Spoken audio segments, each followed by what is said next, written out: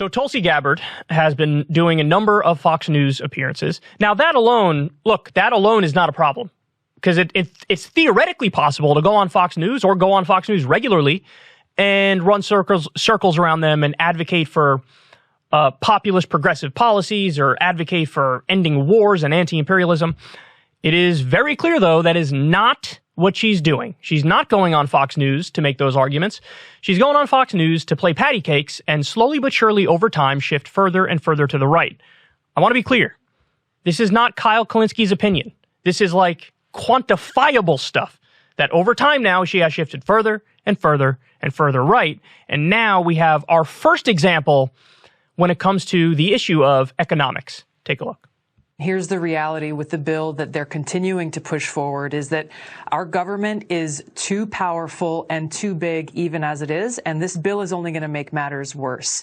The provisions in the bill are so vague that really it's going to be unelected bureaucrats who end up deciding how these provisions are implemented, and no accountability. And really it'll empower them to be able to stick their noses into every aspect of our lives, furthering this cradle to grave mentality of government dependence that makes us lose even more of our autonomy as we are paying for it. As government gets bigger, our wallets are getting smaller.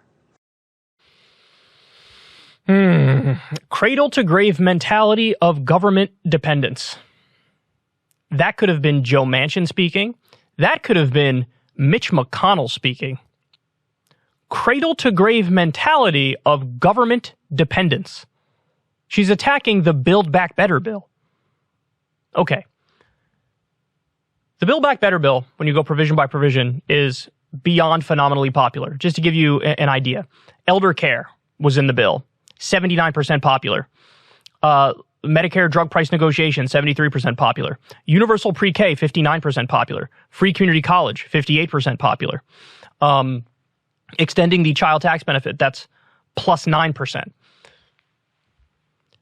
We're not talking about entitlements. We're talking about doing very basic things for people that virtually every other developed country does.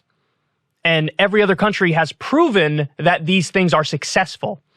We're talking about setting up a system where you can credibly call it a meritocracy, where the floor is at a reasonable place so that people actually have a shot to make it. Do you really have a shot to make it if you go bankrupt from medical bills?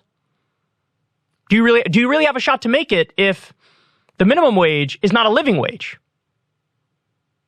She's referring to provisions of the Build Back Better bill as, I'll read you the direct quote again, cradle to grave mentality of government dependence. That's simply just a right-wing talking point.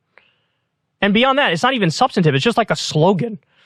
Cradle to grave mentality of government dependence. By the way, I hate the entire conversation about should government be bigger or smaller? It's really fucking stupid because in some ways it should be bigger and in some ways it should be smaller.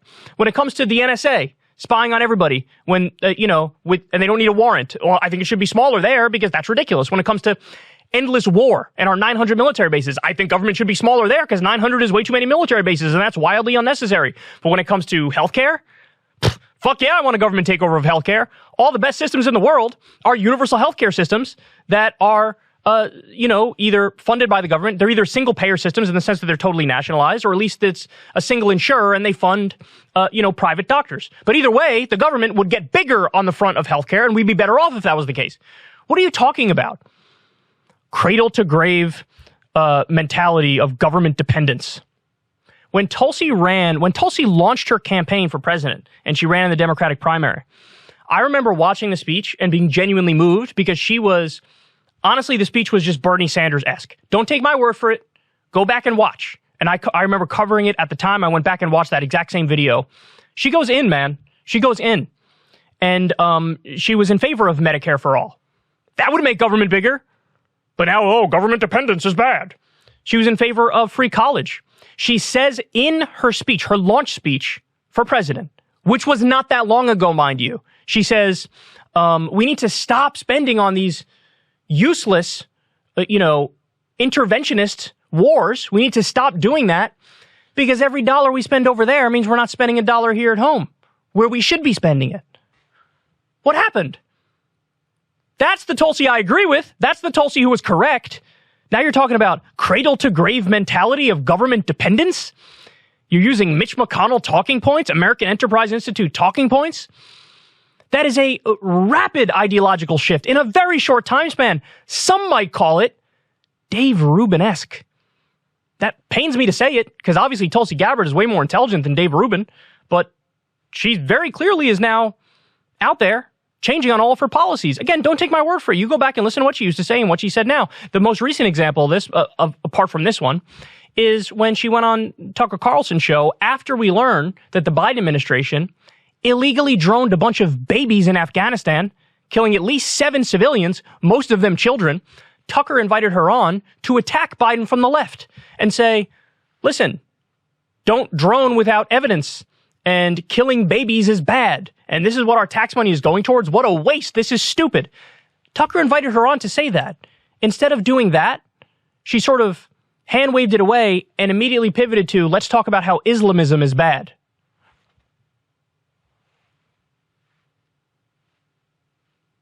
What?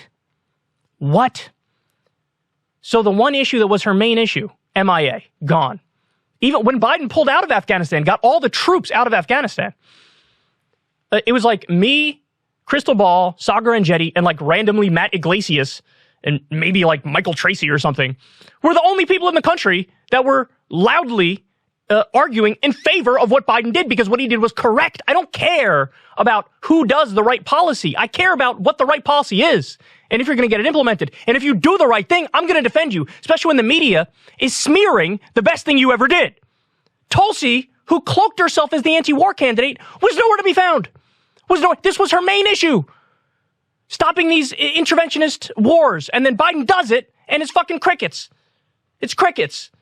And then when she's brought on to criticize the horrendous thing he did, which is after the ISIS bombing of the airport, they pressed the button first and blew shit up without figuring out who it was. Instead of criticizing that, she pivoted to Islamism bad. I don't know what the fuck happened to her. Listen, I'm not the type to go into motives, so is it a genuine ideological transformation in that it's a de-evolution from where she was? Maybe. Or is it she's looking for a niche?